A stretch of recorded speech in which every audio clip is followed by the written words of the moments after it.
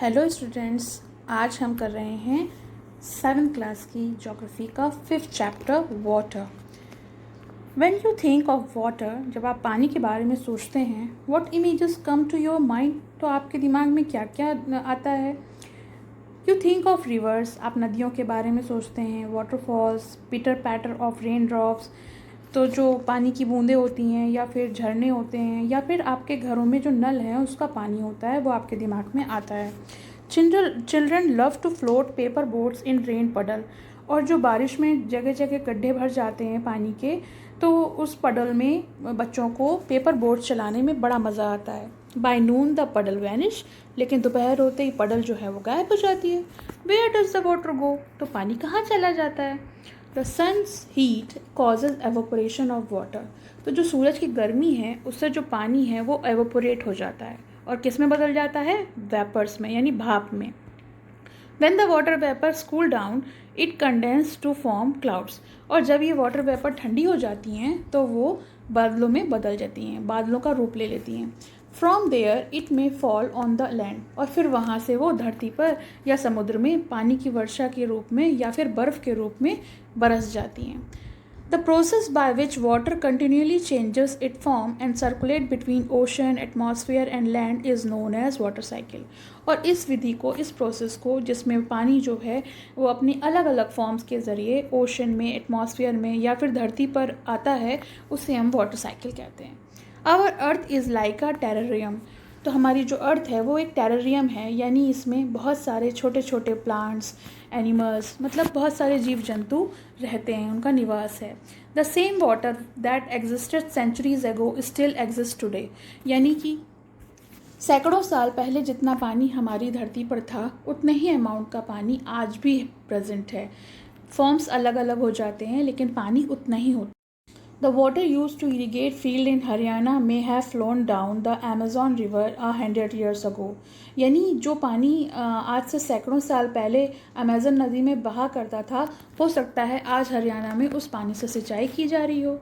The main source of fresh water are the rivers, ponds, spring and glacier, तो जो main sources होते हैं fresh water के, तो रिवर्स, पॉन्ड्स, स्प्रिंग और ग्लेशियर होते हैं। The ocean bodies and the seas contain salty water, और जो समुद्री पानी है वो नमकीन यानी खारा होता है।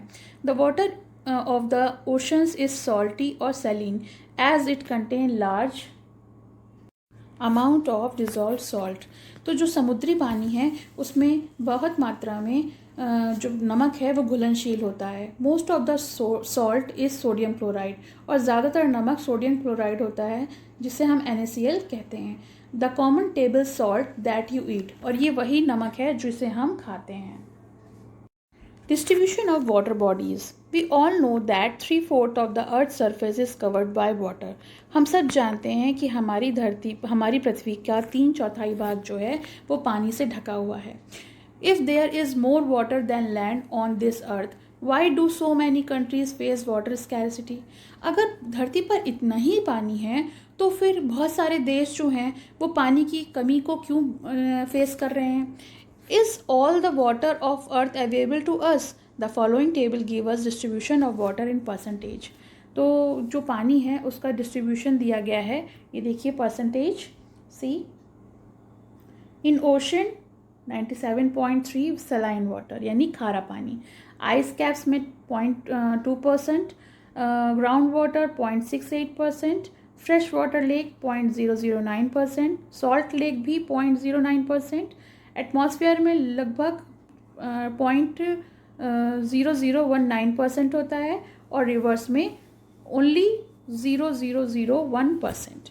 मीन्स कि हमारे पास जो फ्रेश वाटर है वो बहुत कम है, only 1% almost of the water present on the earth. Water distribution can be demonstrated by a simple activity. तो so you can read this activity, इसके थ्रू आपको डिस्ट्रीब्यूशन ऑफ फ्रेश वाटर समझ में आ जाएगा। Water is absolutely essential for survival, पानी जो है हमारे सर्वाइवल यानी हमारे जीवन के लिए बहुत ज़्यादा ज़रूरतमंद है। Water alone can quench off thirst when we are thirsty, पानी केवल हमारी प्यास ही नहीं बुझाता जब हमें प्यास लगती है, now don't you think we are wasting a precious resource. यानी अब आपको समझ में आया कि आप इस प्रीशियस यानी कीमती जो है, इतना बहुमूल्य रिसोर्स जो है उसे हम वेस्ट ना करें और इसे हम केयरलेसली यानी बिल्कुल भी लापरवाही से इस्तेमाल ना करें। Because water is so precious. Ocean circulation. There is something magical about walking bare feet on the seashore.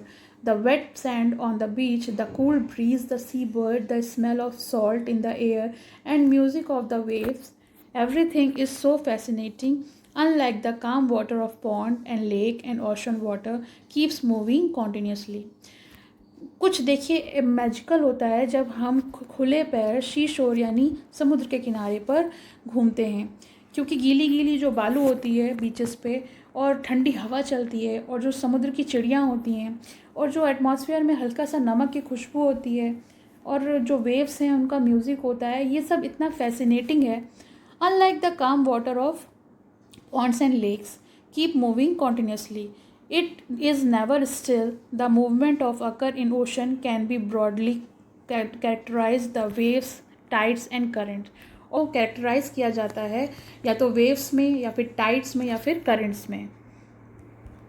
ये पिक्चर दी हुई है पैसिफिक ओशन की. डू यू नो में देखिए दिया हुआ है March 22 is celebrated as world water day when the need to conserve water is reinforced in different ways. और जो हमारे देश में 22 मार्च है वो दुनिया का वाटर डे यानी वर्ल्ड वाटर डे के रूप में मनाया जाता है, जिससे कि जो हम पानी है उसे कंजर्व कर सकें अलग अलग तरीक़ों के द्वारा. स्कूल में भी इस तरह की काफ़ी एक्टिविटीज़ होती हैं और बच्चों को बताया जाता है कि किस तरह से हमें पानी को बचाना चाहिए. Waves. When you are playing throw ball on the beach and the ball falls into the water, what happen? आप जब पानी में खेलते हो बीचेस पे और बॉल फेंकते हो तो क्या होता है? It is fun to watch how the ball gets washed back to the shore by the waves. और आपको मज़ा आता है जब जो पानी की लहरें हैं वो तेज़ी से बॉल को आपकी तरफ फेंक देती हैं. When the water on the surface of the ocean rises, और जैसे जैसे समुद्र का जो सरफेस है वो उठने लगता है एंड फॉल्स अल्टरनेटली और गिरता है, दे आर कॉल्ड वेव्स. उसी उठने और गिरने के ही अल्टरनेशन को ही हम वेव्स यानी लहरें कहते हैं. During a storm the wind blowing at very high speed from huge waves. लेकिन जब तूफ़ान आता है तो बहुत तेज़ हवाएं चलती हैं बहुत तेज़ स्पीड पर और बड़ी बड़ी लहरें उठने लगती हैं. दीज में कॉज ट्रिमेंडियस डिस्ट्रक्शन. और ये जो हैं वो काफ़ी मात्रा में डिस्ट्रक्शन यानी विनाश कर सकती हैं. An earthquake, a volcanic eruption और under water landslide can shift large amount of ocean water. जो भूकंप आता है या फिर वॉल्केनिक इरप्शन होता है या फिर जो पानी के अंदर लैंडस्लाइड यानी ज़मीन खिसक जाती है, इसमें भी जो समुद्र का जो पानी है वो काफ़ी मात्रा में शिफ्ट हो जाती है. As a result huge tidal waves called tsunami.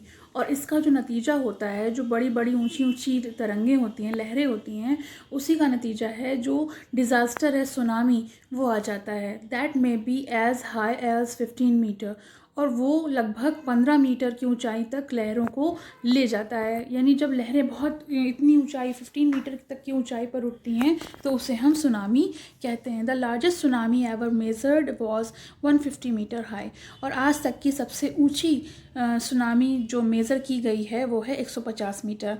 These waves travel at the speed of more than 700 kilometre per hour. और ये जो लहरें हैं लगभग 700 किलोमीटर प्रति घंटा की रफ्तार से चलती हैं. The tsunami of 2004 caused wide spread damage in the coastal areas of India. और भारत के कोस्टल एरियाज़ में 2004 में सुनामी ने बहुत भारी मात्रा में नुकसान किया था. The Indira point in the Andaman and Nicobar island got submerged after tsunami. और इस सुनामी के बाद जो अंडमान निकोबार में इंदिरा पॉइंट स्थित है वो डूब गया था. टाइड्स यानी ज्वार भाटा. The rhythmic rise and fall of ocean water twice in a day is called tide. जो दिन में 1-2 बार पानी जो है समुद्र तल से काफ़ी ऊपर उठता है और गिरता है, उसे हम ज्वार भाटा कहते हैं.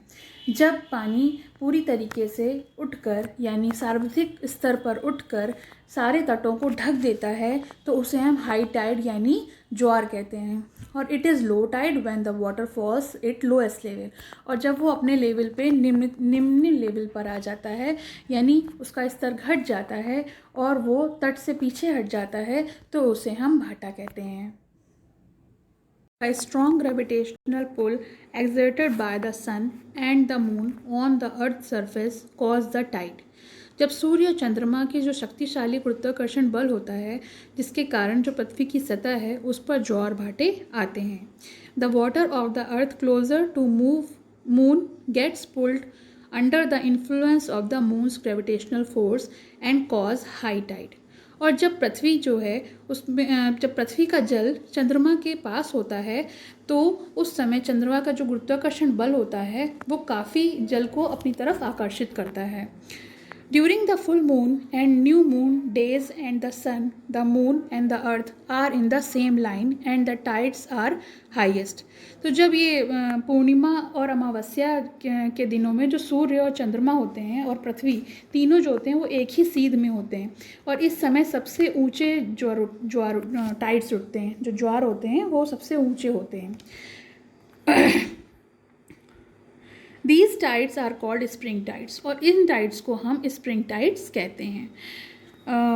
But when the moon is in its first and the last quarter, the ocean water gets drawn a diagonally opposite direction by the gravitational pull of sun and moon resulting in low tides. लेकिन जब चांद अपने पहली और आखिरी जो स्थिति होती है उस पर होता है, तब चांद और सूर्य का गुरुत्वाकर्षण बल जो है वो विपरीत यानी अपोजिट डायरेक्शन में होता है, जिससे जो महासागरीय जल है, जो इस ओशन का पानी है, उस पर पड़ता है, उस पर असर पड़ता है, और जो उसके परिणाम स्वरूप जो है वो ज्वार भाटा यानी टाइड आता है। These tides are called neap tides, और इन tides को हम neap tides कहते हैं। High tides help in navigation. These raise the water level close to the shore.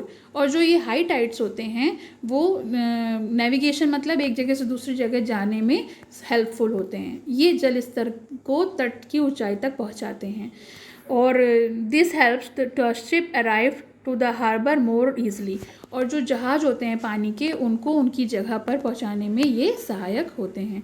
यानी जितने भी बंदरगाह होते हैं तो वहाँ पर वो ईज़िली पहुँचाए जा सकते हैं, वो उनको डायरेक्शन दिखाते हैं। The high tides also help in fishing. High tides मछली पकड़ने में भी बहुत सहायक होते हैं। Many more fishes come closer to the shore during high tides, और हाई टाइड्स के दौरान ही बहुत सारी मछलियाँ जो हैं वो तट के किनारे आ जाती हैं। This enable fisherman to get plentiful catch, और इस तरीके से जो मछुआरा होता है वो बहुत अधिक मात्रा में मछलियों को पकड़ सकता है। The rise and fall of water due to tides is being used to generate electricity in some place. जो कुछ स्थानों पर ज्वार भाटा होने से जो जल है उसमें काफ़ी ज़्यादा मात्रा में टाइड्स जो हैं मतलब बढ़ जाते हैं, तो इलेक्ट्रिसिटी जनरेट करने में यानी बिजली उत्पन्न करने के लिए इनका उपयोग किया जाता है। Ocean currents are streams of water flowing constantly on the ocean surface in definite direction. तो जो ओशन करंट्स होती हैं वो स्ट्रीम्स होती हैं पानी की जो कांस्टेंट रूप यानी निश्चित रूप से ओशन के सरफेस पे और डेफिनेट डायरेक्शन में बहती हैं, यानी निश्चित दिशाओं में बहती हैं। द ओशन करंट्स में बी वार्म और कोल्ड, ये या तो ठंडी हो सकती हैं या फिर गर्म। Generally the warm ocean current originate near the equator, तो वैसे देखा जाए सामान्यतः जो गर्म ओशन करंट है वो इक्वेटर के नज़दीक ओरिजिनेट यानी उत्पन्न होती है, एंड मूव टुवर्ड्स द पोल, और पोल्स की तरफ चली जाती है। The cold current carry water from polar और हायर लैटिट्यूड टू ट्रॉपिकल और लोअर लैटिट्यूड, तो जो ठंडी करंट होती है वो पोलर यानी हायर लैटिट्यूड से ट्रॉपिकल और लोअर लैटिट्यूड पर चली जाती है। The Labrador ocean current is cold current while the Gulf stream is warm current. तो Labrador ocean current जो है वो ठंडी धारा होती है और गल्फ स्ट्रीम जो है वो गर्म धाराएं होती हैं। The ocean current influence the temperature condition of the area, और ओशन करंट ही वहाँ के जो तापमान है, वहाँ का जो स्थिति है उसको प्रभावित करती है। Warm currents bring about warm temperature over land surface, अगर गर्म धारा होगी तो वहाँ पर गर्मी होगी, लैंड सरफेस पे वो गर्म तापमान वहाँ का ज़्यादा होगा। The areas where the warm and the cold current meet provide the best fishing ground of the world. यानी जहाँ पे गर्म और ठंडी दोनों धाराएं मिलती हैं वो जगह फिशिंग करने के लिए बेस्ट जगह है दुनिया में। Sea around Japan and eastern coast of North America are such example. और जापान और जो ईस्ट कोस्ट हैं नॉर्थ अमेरिका के समुद्र जो हैं वो इनका एग्जाम्पल हैं, इनका उदाहरण है। The areas where the warm and cold current meet also experience foggy weather making it difficult for navigation. और जहाँ पर ऐसा होता है, जहाँ पर ये दोनों धाराएं मिलती हैं वहाँ पर फॉगी वेदर होता है, धुंध मतलब, तो वहाँ पर जो नेविगेशन है वो बहुत कठिन हो जाता है। चैप्टर फिनिश हुआ। Thank you. If you like my channel, subscribe it.